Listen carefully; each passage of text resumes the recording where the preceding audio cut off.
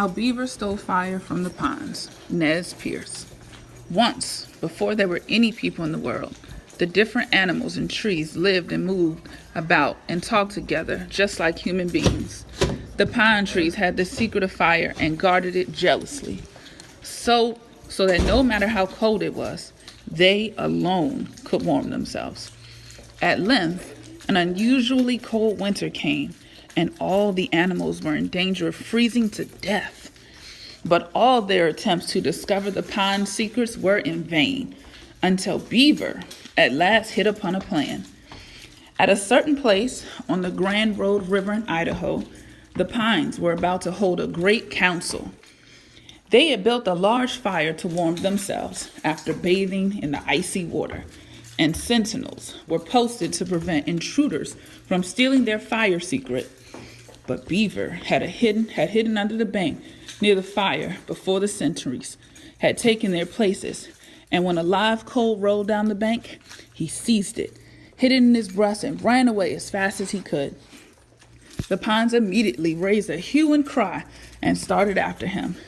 Whenever he was pressed, Beaver darted from side to side to dodge his pursuers, and when he had a good start, he kept a straight course.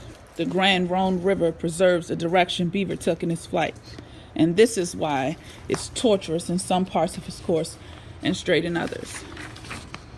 After running for a long time, the pines grew tired. So most of them halted in a body of riverbanks where they remain in great numbers to this day, forming a growth so dense that hunters can hardly get through. A few pines kept chasing Beaver, but finally they gave out one after another, and they remained scattered at intervals along the banks of the river in places where they stopped.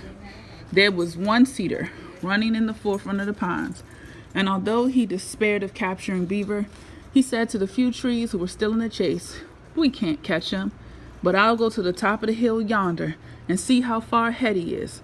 So he ran to the top of the hill and saw Beaver just diving into Big Snake River, where the Grand Roan runs it. Further pursuit was out of the question.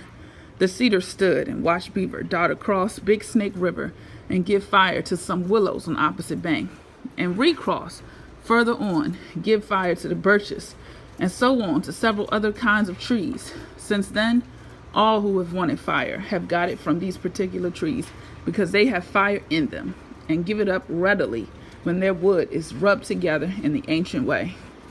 Cedar still stands alone on the tip of the hill where he stopped, near the junction of Grand Road and Big Snake Rivers. He is very old, so old that he is top dead, but he still stands as a testament to the story's truth. That the chase was a very long one is shown by the fact that there was no cedars within 100 miles upstream from him. The old people point him out to the children as they pass by. "See," they say, "here is the old cedar standing in the very spot where he stopped chasing Beaver."